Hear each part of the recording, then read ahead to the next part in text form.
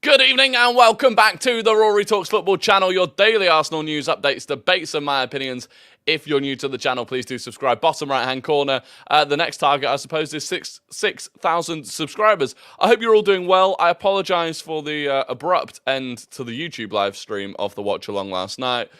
The PC crashed 3 times and I gave up. So hopefully we don't crash tonight. But we shall see. It's good to see lots of you in the chat. Emilio, Ross Lawman, Leeds Gunner, Caleb, VV Vlad, Ethan, Hallas, Youngstar, and Magnus. Good to see you all. Hello. Can I just say the other Arsenal fan on FT Top 6 is so deluded, it's astonishing. Yes, I agree. Yeah. I don't really know what else to say about him, but look, he's seen the League Gunner path to success. And he's trying to tread it himself. So, yeah, quite difficult to debate him. Kind of like, you know, if I was trying to debate with my dog that a sausage with a bunch of onion in it would make it unwell, it just wouldn't understand it. So I kind of felt like that. But look, lots to get into today. Obviously, we'll do a review of last night. Which I think some people are being quite negative about, and I don't really see it myself. And then quite a lot of transfer news to get into as well. Matt Medius, good to see you. No red card? No, the red card was ridiculous. Rory, have you seen that Chukwuemeka has had surgery? Yeah, I did, but do you know what? When he went off, I thought that was going to be... it looked like it could be a long-term injury, so 6 weeks isn't the end of the world for him. I've not seen one person not back Arsenal after last night. Even TikTokers who normally say Arsenal backed us. Love to see it. Yeah, it's good. It's good. It's if anything, it's been more kind of Arsenal fans on Twitter that I've seen being quite negative. Heard Toney has a 3-1 bet on Rory's PC crashes. I mean, that's good odds. That's good odds. I'd say it's probably odds on that the PC does crash. If you're watching on TikTok and you want to get involved in the YouTube chat, the Instagram icon in my bio will take you there. But if you don't, I appreciate your viewership. I appreciate your likes and follows as well. So look, last night, good result. Really good result. 3 points on the board. It's only us, Brighton and City that have won the first 2 games. And we had to work for it. And look, up until Tomiyasu's red card, I thought we were absolutely dominant. And more dominant than we were against them last season. And that's something that I want to get into. We're not as free and fluid and flowing as we were at the start of last season, but we're playing against teams that know what we're about now. And they're playing 4-5-1 with all 5 midfielders dropping in deep. Every game is going to be much harder this season, and I don't think we will see as much of, you know, that amazing, exciting football that we saw last season, because not many teams will give us the freedom to do that. It's something that Man City deal with these days, and we will as well. So you've got to find different ways of beating them. And what Arteta, I think, is doing at the moment with this different system is just taking control of games. You know, Crystal Palace really didn't have any good opportunities, or what I would consider good opportunities. Their XG was lower than it was in the game against them at Selhurst Park last season, at the start of last season.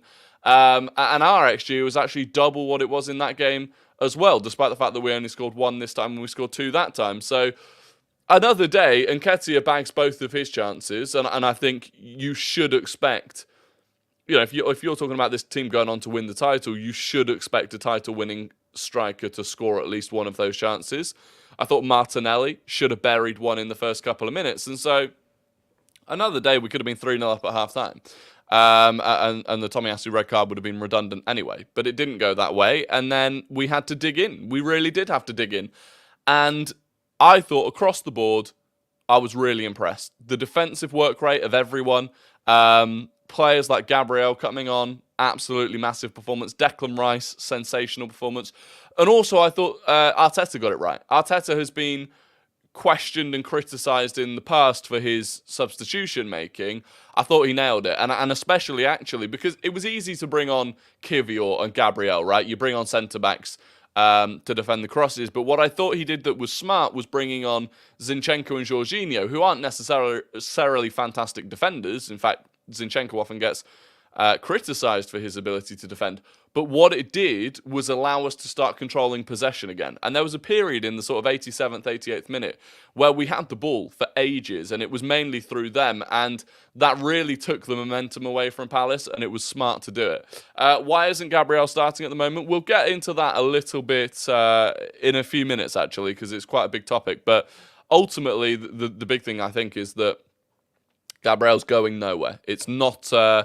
there was concerns yesterday that this was to do with the Saudis looking for Gabriel and potentially getting a deal for him. It's not happening. Not seeing anyone saying it, but I like Tommy's performance. Sucks he's not able to support Gabby as much, but that's not his game.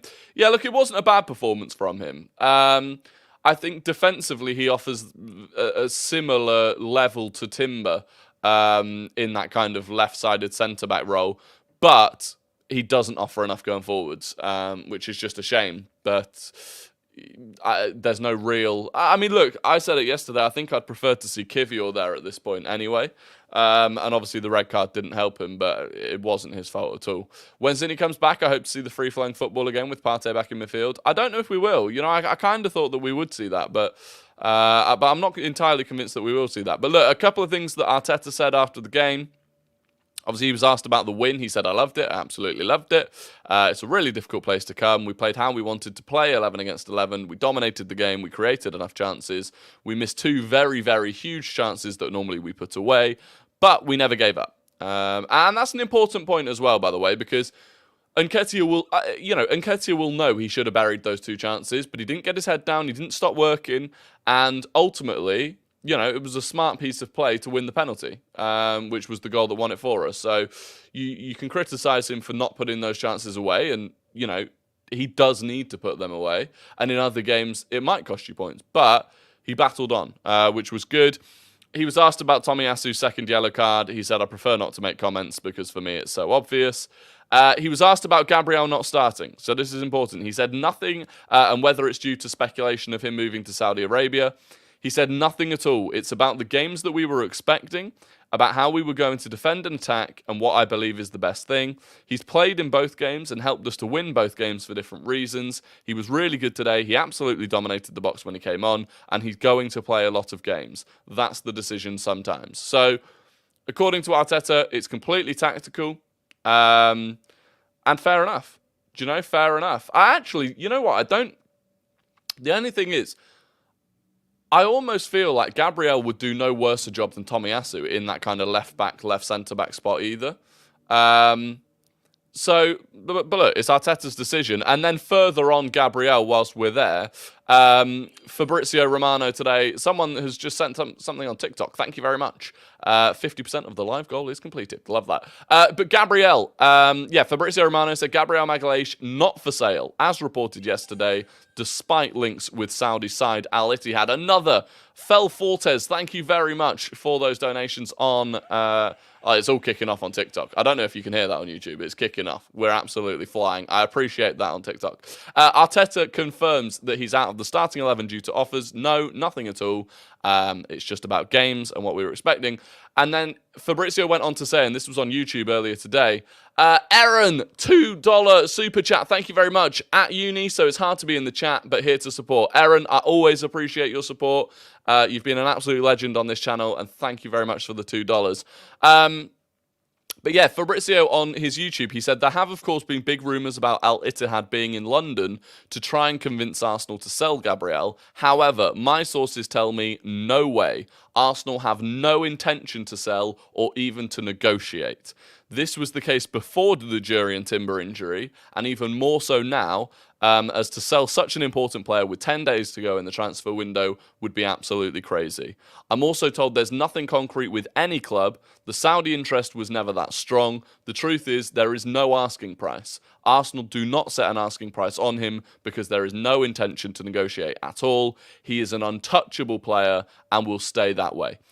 So really, I mean, Fabrizio Romano could not have put it in any more certain terms. Gabriel is not for sale. He is not going anywhere. And I think that's fantastic. Leo says, Rory, happy to have you back. Thank you. Yeah, obviously I was away over the weekend and then the stream just fell apart last night. But it's good to be back. It is good to be back. Ibrahim Ahmed, good to see you as well. How do you think we'll line up next week? I'll get into that later in the stream. Remind me to come back to that later in the stream. Gabriel essentially played / covered left back when Zinchenko inverted last season. Yeah, exactly. He has played in that sort of area of the pitch quite a lot, and I think he's become much better at receiving and distributing the ball. So it really wouldn't really wouldn't bother me to see him back there. I saw your tweet about when you were on the top 6. What did the guy say about Claude and Ty? Someone just compared me and the other Arsenal fan who's just hates Arsenal.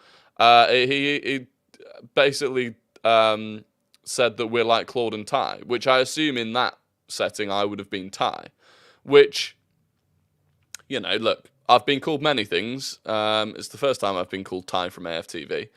I've been called better things, I've been called worse things, so it is what it is. Have you watched the Ivan Toney interview? Also, did you end up watching the Chris MD Ramsdale video I spoiled? Yeah, I did watch that video. It was a good video. And I'll talk about Ivan Toney in a bit as well. On to following Balogun. Actually, no, I'll go back to the end of the rest of the press conference from Arteta. So Arteta was asked about the time-wasting rules. Obviously, so Tomiyasu got his first yellow card for holding onto the ball for 8 seconds. Now, it wasn't like the entire throw-in took 8 seconds. The entire throw-in took 23 seconds. Havertz took most of the time on that. And actually, if you look at it, when he throws the ball to Tomiyasu runs towards it. It's clear that he's not actively trying to time-waste. But he gets penalised for it because overall the throw-in took a long time. Obviously, it would have been more beneficial if Havertz had been booked for that because he's not a defender. But also, according to, I can't remember who it was with the stats, there were 8 throw-ins in that game that took longer than 23 seconds. So there were 8 different occasions where someone could have and should have got a booking for time wasting on a throw-in. And I think 5 or 6 of them were before Arsenal went 1-0 up, and they were from Crystal Palace players. So ultimately, I think in that instance, David Coote buckled because the crowd were beginning to get on his back, and he buckled and he folded and he gave a booking. And Arteta said, for me, it's not an issue. It's the referee's call. They are consistent with that. They have explained it, and the only thing we're asking for is consistency. If not, we have to play with a stopwatch to understand what is and what's not. And that's the issue, is that there were so many other occasions where no one got a booking for taking that long with the throw-in. On Declan Rice's performance, he said, I think it was great. He bossed the midfield and dominated the game.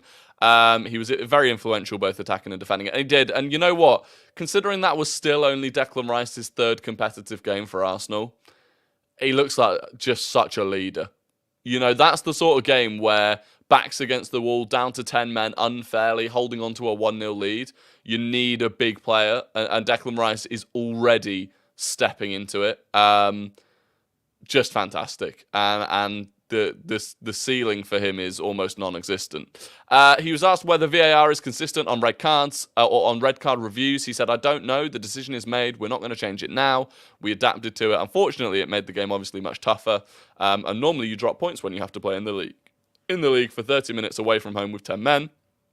To survive the way we did is not something that usually happens, so we're happy we overcame that hurdle. He was asked about Ødegaard taking the penalty. Obviously, that was a bit unusual. He said he had no clue. It's about the leadership of players, and if they felt it was the right thing to do for me, I'm fine. So, interesting. And I think we might see both Ødegaard and Saka take penalties this year. I reckon they might switch between them just to make it a bit less predictable and a bit more difficult for goalkeeping. If you've got 2 players who are willing and capable of stepping up to take a penalty, it makes it more difficult for any goalkeeper to predict who's going to take it and to kind of prepare for it. So I don't mind that at all. There was a moment towards the end of the game when the camera showed Rice shouting and Ødegaard looks like he's been here for years. Yeah, exactly. And that's what you want. And Rice is a very different leader to Ødegaard. And having both of them is ideal. Because in Ødegaard, you've got a bit of a quieter leader, but someone that really leads by example. Whereas with Rice, you've got that proper traditional big voice, big character, big leader. So it's fantastic to have both of them. He was asked about having the option of big, powerful players to bring on. He said, when you develop a squad, that's something That's something that a squad has to have to be successful, to win and be consistently the very best. That's something we're trying to do.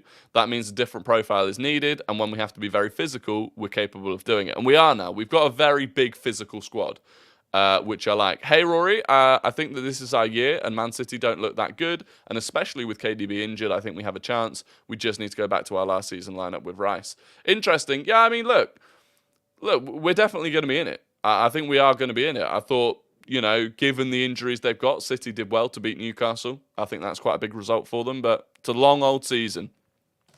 He was asked on whether the club, on whether we have come close to the level he wants yet this season. He said no, because we have to put the ball in the net more often, especially with the dominance we're having in games. But that's the most difficult thing in football. So if you don't do that, you have to do the other part, which is to be extremely solid. We were last week and we were again today with the chances we conceded. And he's right. We're conceding far fewer chances. We are conceding far fewer chances now than we were last season, which is good. Pepe redemption arc, I'm here for it. Pepe is back in training. Pepe is back training with Arsenal.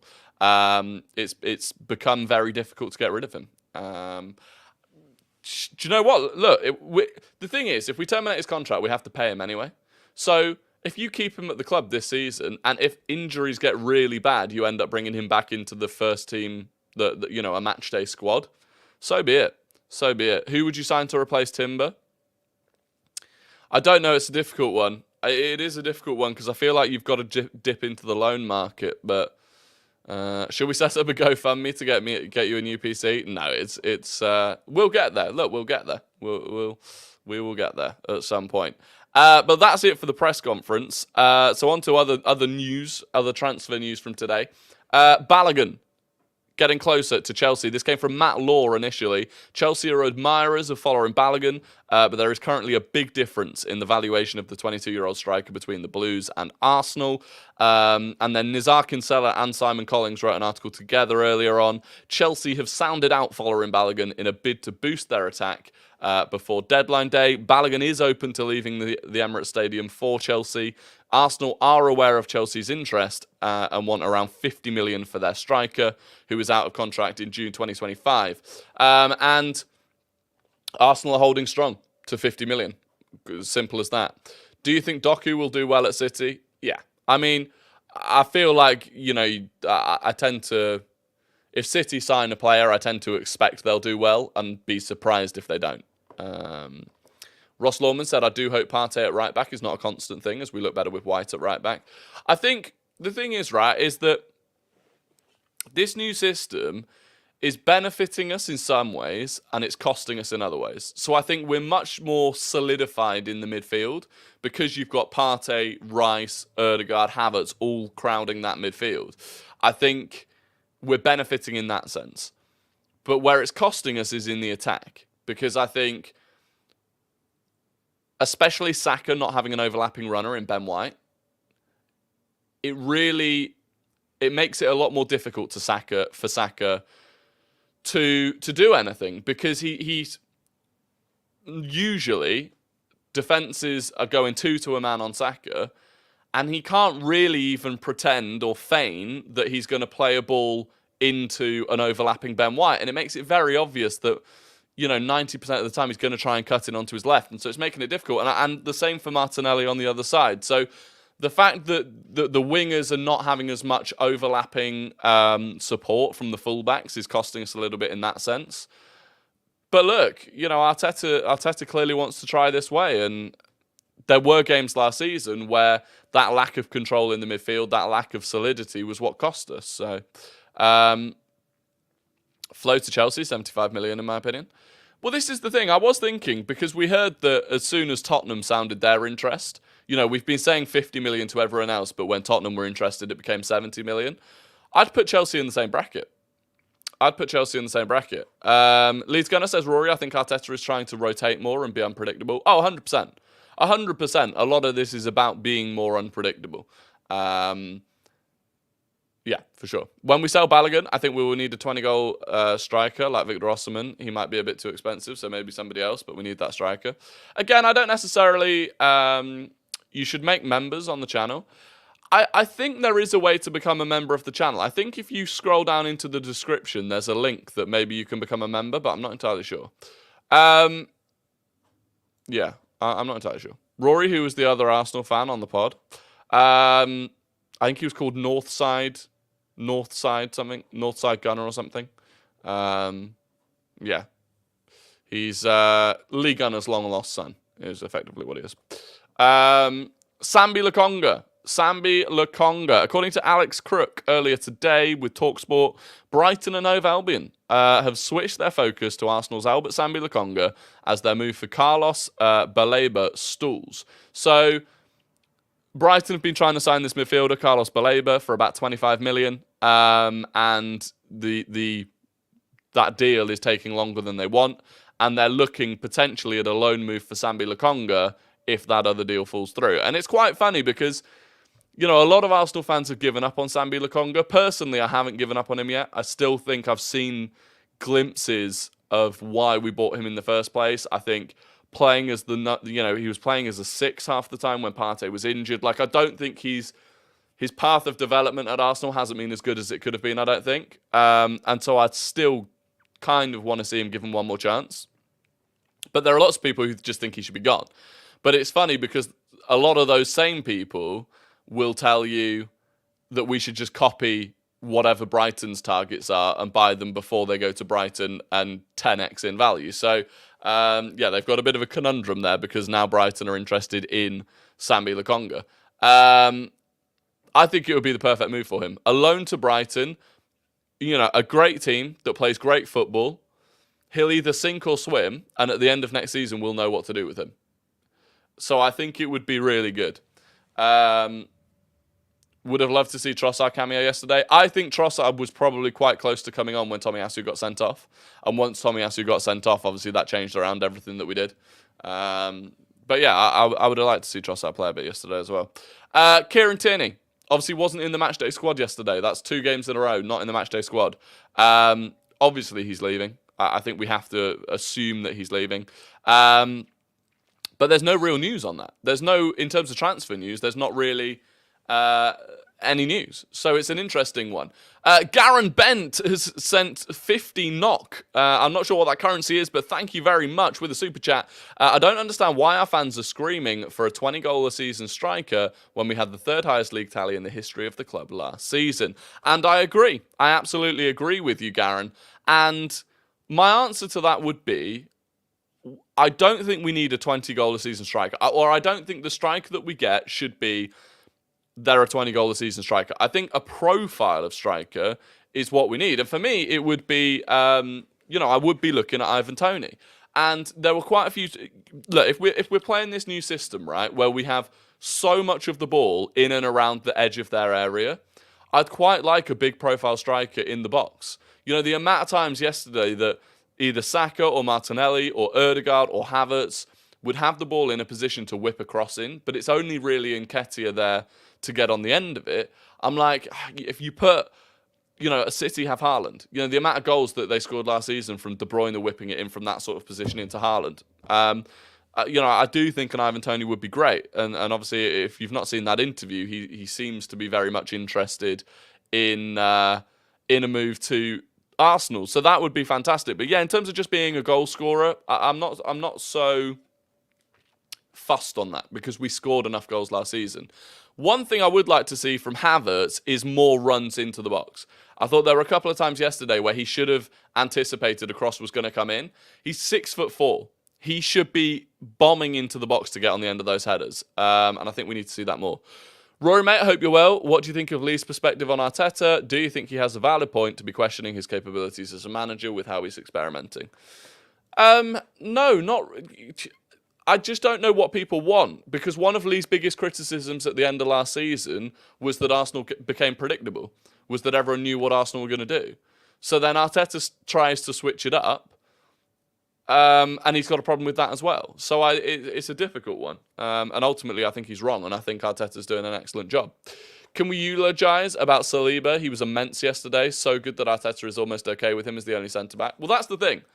That's the thing. And I saw someone's tweet about it, so I'm kind of just ripping off their tweet. But we've got Saliba at centre-back, who can basically carry 2 centre-back positions by himself. And we've got Declan Rice in midfield, who can effectively run the midfield by himself. And that is an unbelievable advantage to have in terms of the way it frees up other players around the pitch. And that's why we're dominating so much. Because so many other players can have less focus on that side of the game, which is massive.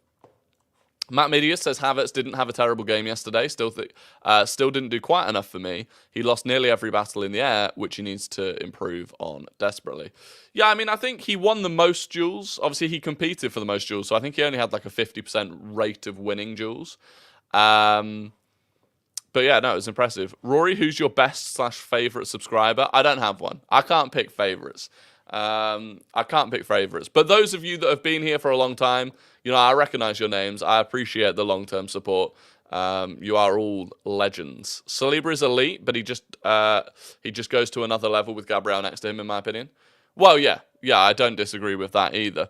And then the final thing was obviously, Pepe back in training. So I don't expect to see Pepe in an Arsenal shirt again, in all honesty. Not in a competitive game, but you never know. You never know. I wish we got Moussa Diaby. Instead, we are left with Pepe/Nelson. Would have been a decent upgrade. Yeah, but I just don't think we had the money for it. Rory, is Aaron not your favourite? No, I don't have favourites. Look, I massively appreciate the financial support that Aaron has given this channel. But people are in different financial situations, right? So I would imagine Aaron is in a position where he can comfortably give those super chats, and I wouldn't, criticize anyone else's support that isn't in a position to do that. So if you're here and you watch and you like the streams and all of that stuff, that's all I can ever ask for. Havertz is quality. Partey at right back is making the whole attack clunky. To an extent, I agree. But again, people are saying that our attack looks clunky. And yet, yesterday, we had double the expected goals of the exact same game a year ago on the opening game of the season. And remember the opening game of the season where we won 2-0 last season at Selhurst Park? And everyone was like, oh, it's amazing football and free-flowing and exciting and this, that, and the other. We actually only had just over 1 expected goals that game, whereas yesterday we had 2 expected goals. So sometimes, whilst it may not look as pretty, functionally, it can be very good. Matt Media says, Daily Dono to say goodbye to the 1950s PC with a £2 super chat. Matt, I appreciate it. You are a legend. We will get there. Look, I don't want to touch wood. We are 28 minutes into this live stream and we're running strong. So, there's life in the old dog yet. I would love Toney, and Brentford are doing well, so the price tag should be smaller. Yeah, so if you didn't see this, by the way, Ivan Toney did an interview with Stephen Bartlett. It's the I can't remember the name of the podcast. What is it? I can't remember the name of the podcast. But basically, within that, he was talking a lot about his gambling situation, the ban, how he missed out on the World Cup, etc., etc. And Stephen asked him about the fact that he supports Liverpool, has supported Liverpool since he was a kid. And really, Diary of a CEO. That's the podcast, Diary of a CEO. And he basically prompted Ivan Toney to talk about his support for Liverpool. And immediately, Ivan Toney was like, yeah, supported Liverpool as a kid. I really like the way Arsenal are playing at the moment under Arteta. I really think they're playing really good football. And completely unprompted, just started twerking, basically, for Arsenal. So I do wonder if there's been conversations already, or if he just thinks a move to Arsenal is on the cards and he wants to put that in Arsenal's mind. But it would be a great signing. It would be. The only thing is, if we were going to do it, I'd just do it now. I'd do it now. He's allowed to train from September onwards. He's just not allowed to play until January. I'd get him in the squad, in and around the squad, in the training sessions now, if we were going to do it. But apparently not. Trossard scored 2 against Luton as well. He should definitely be starting. Oh, in the friendly, but the behind closed doors friendly, yeah. Toney would be a great proven goal scorer. Well, that's the thing. I think Toney would actually tick the box of the right profile, but also a player that you'd imagine could comfortably be a 20-goal-a-season striker. He scored 20 for Brentford last season. So if you create as many opportunities as we do, you'd imagine that would be more. My mate said Decore from Palace is worth 100 million. Absolutely clueless. I mean, the market is messed up, right? But no, Doucouré is probably a £50 million player in reality. He said he's not allowed to train in the club. Oh, fair enough. I thought he was. Well, how can they stop him training outside? Who do they think they are? Surely if he wants to right now, surely he could go down the local park and just play football. They don't have the authority to ban him from playing football by himself. 100 million is the going rate for CDMs, though. Yeah, it's an absolute mess. It's an absolute mess. How do you feel about City buying Doku and looking to get another one or two midfielders? Is it worrying for us Arsenal fans in the sense that they're already so good and they're getting stronger? I mean, it is, but you're never going to stop that. You're never going to stop City going out and buying players. And the thing is, whilst they may have broken FFP rules, well, almost certainly did break FFP rules to get to where they are now, they're a self-sustaining club. The amount of prize money that you win from winning the treble, you can afford to go out and spend it. So the position they're in now, every year they're going to spend this much money, unless the historical charges come back and they get some sort of punishment for it that means that they can't spend money. David Raya and Ivan Toney, the long balls. Yeah, exactly. So, although I thought Ramsdale played fantastically last night. I thought Ramsdale was excellent. Have you heard about Pep? Yeah, Guardiola's had surgery on his back, and he's not going to be on the touchline for the next couple of games. Reminder for the lineup next week. Yeah, so next week's lineup, what would I go for? So it's Fulham at home. It is Fulham at home. And I would like to see us, obviously Zinchenko got some game time yesterday. I'd like to see us go back to the old formation. For this one, the whole idea, I would imagine, of the new formation is that you've got unpredictability. So that means you do need to change it here and there. And I think I'd like to see us go back to Ramsdale in goal, White, Saliba, Gabriel, Zinchenko. I'd then have Partey. Yeah, I'd have Partey and Rice and Ødegaard, and then Saka and Nketiah and potentially Leandro Trossard. Instead of Martinelli.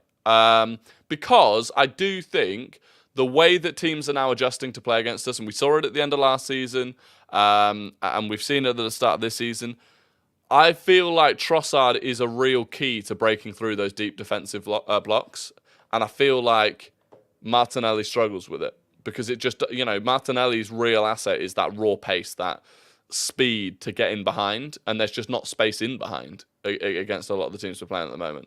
Gabriel will score. He hates Fulham. Yeah, true. True. Nat and Nketiah are out. Trossard in. Possibly. I mean, look, I wouldn't mind that. I wouldn't even mind Nketiah out and Havertz playing up top. That kind of strikers. By the way, I don't really know how far Gabriel Jesus is from a return yet. That's just prompted a thought in my head. Have we had anything on Gabriel Jesus? Or how close he is to coming back? My dad said Ødegaard will be the position we need to improve on next season, as when players go up against him a couple of times, they can predict what he will do. I don't agree, but what are your thoughts? I disagree. I do disagree. I think Ødegaard has shown in plenty of games that he's almost unplayable. And in fairness, unless you're talking about literally best in the world players, I feel like his logic can be applied to most players. You generally know what most players are going to do. Meant to be back light training this week. Nice. Yeah, I'm seeing if there's anything on Twitter about it, but it doesn't look like we've had any major update recently. But yeah, so that's the lineup I'd go for.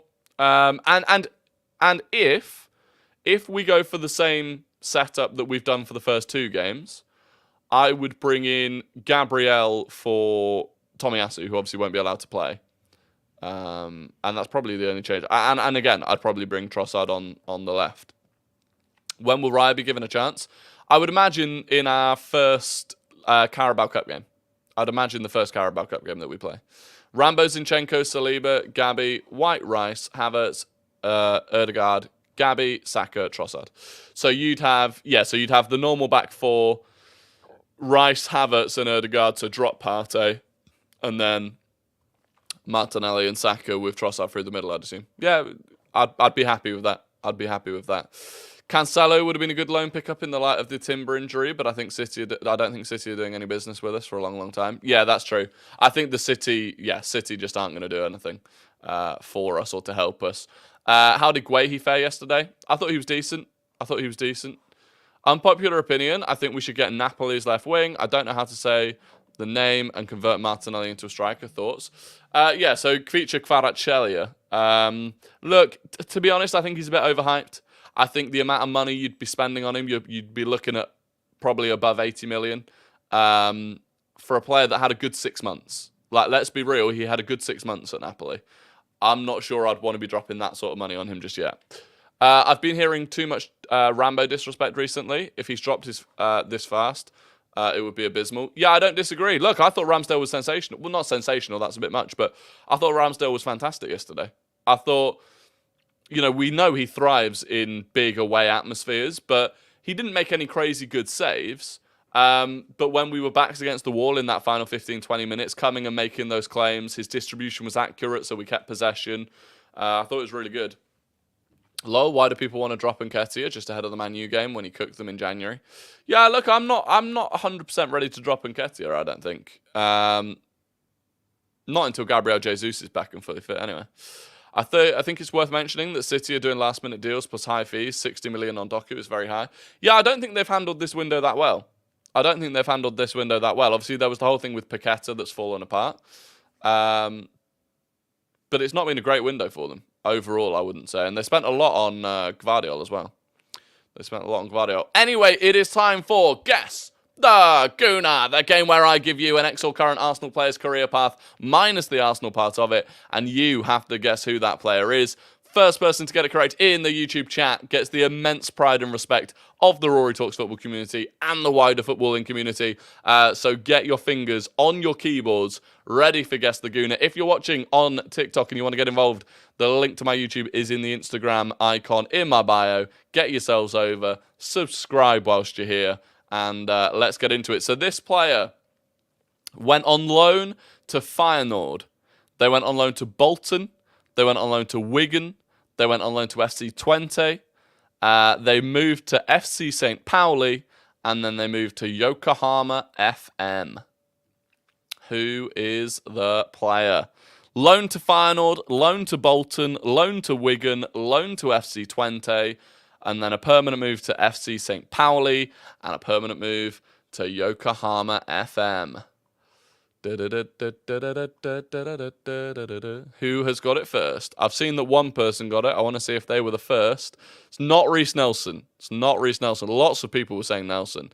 And it is Beast Destroyer who has got it first. It was Rio Miyachi. Beast Destroyer was first. VV Vlad was second. David Ryan was third. Halas was fourth. And Ross Lawman was fifth. Rio Miyachi, a difficult one. Obviously, he was at Arsenal for 4 years, but he only made 7 appearances for Arsenal. So that was a difficult one. Congratulations to Beast Destroyer, who's got the shades on in the chat. Congratulations to him. The pride of the Rory Talks Football community is with you. And now moving on to Guess the Non-Gooner. This is where I give you a player. I give you their entire career path. They have not and do not play at Arsenal. I give you their full career path. And you have to guess it. I remember cooking with him on FIFA on the left and Walcott on the right. Yeah, he had a lot of pace. Sean O'Brien was convinced it was Asano. It was not. Lots of people were saying Reece Nelson. I feel like that was maybe because of the number of loans. Maybe because of the number of loans. Anyway, guess the Non-Gooner. They started their career at Gremio. They went to Shakhtar Donetsk. They went to Bayern Munich. They went to Juventus on loan. They went to Juventus permanently. They went to Bayern Munich on loan. They went to Gremio on loan. They went to LA on loan. They went to Juventus on loan. And then they went to LA. Absolute chaotic career path. So they started at Gremio. They went to Shakhtar Donetsk. They went to Bayern Munich, where they were loaned to Juventus. They then moved permanently to Juventus, but went back on loan to Bayern Munich. Then they went on loan to Gremio. Then they went on loan to LA. And then they went to, Carnage. But lots of you have got it correct. And the first person to get it correct, and he's even bragging with it, it's Beast Destroyer. He's done the dirty double, and he's even said dirty double in the chat. Now, it would have been embarrassing for him if whilst typing out dirty double, someone had come in and got ahead of him. But look, he's a showboater. That's like when Usain Bolt was looking to the crowd as he crossed the line in the 100 meters. So unbelievable from Beast Destroyer.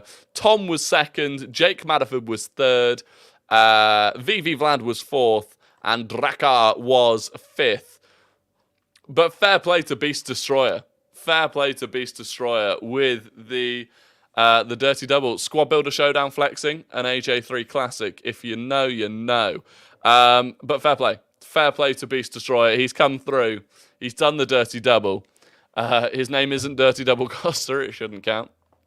No, I rate it. I rate it from Beast Destroyer. Also, a quick shout out, by the way, to VV Vlad, who is still in the top 10 of the Rory Talks Football FPL League. So there's over 5,500 people in the FPL League, and I think VV Vlad is 9th as it stands. So Max Winsfield says he was 4th in FPL or in this. If you were 4th in this, I apologise. On my screen, you were 7th, unfortunately, Max. On my screen, you were 7th. AJ3 the GOAT. I had a stinker this week on FPL. Nerf VV Vlad. Yeah, my FPL wasn't great. It would have been better if Saka had taken the penalty. Yeah, I had Saka as captain again, who, to be fair, got 1 point more than Haaland did. So, great decision. Must look at VV Vlad's FPL team. Yeah, it's a good one. It's a good one. Yeah, sorry, Max. On my screen, you were 7th, but it was good. A good effort nonetheless. Where are you? I'm 570th, about 570th. I'm just outside the top 10%. So my goal this year, I think, is to get inside the top 10%. De Zerbi ruined it by dropping João Pedro. Yeah, I've got João Pedro as well. That was quite painful. That was quite painful. And Ollie Watkins not being on Villa penalties has become is going to be annoying as well. Francisco Oliveira says he's 278th in the world. Prove it. I'm second in FPL Chico Tuga. Are you in my one? If you're in my one, Francisco, then you'd have to be right up the top. So let me know what your name is on there. I'm just happy VV Vlad hasn't won. He was in the top 5 on both. He was in the top 5 on both. Francisco Oliveira says he is in my FPL league. What's your name?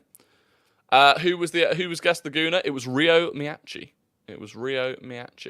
Gabby benching his current problem. Luckily, about less than 24 hours before the opening game, I'd heard a rumour that Gabriel Magalhaes had a knock, and so I swapped him for Saliba, and that was a sensational decision. VV Vlad's the Ben White of Guest Laguna. Yeah, a consistently high performer. How can we join? You can join my FPL league by using this code, MDH9GQ, all lowercase, MDH9GQ. That's how you can... Oh, Chico Tuga, squad name is I'm Going to Lose. I will have a look, Francisco. I will have a look. But fair play, if you're top 300 in the world, then fair play to you. Anyway, that is going to be the end of the stream. I massively appreciate all of you that have tuned in. Obviously, we're back. We had a few days off, but lots of you are still here, and I do appreciate it. I hope you all have a fantastic evening. I'll be back at 5 p.m. tomorrow. Please subscribe before you leave if you haven't already. Smash a like on the stream, and yeah, goodbye.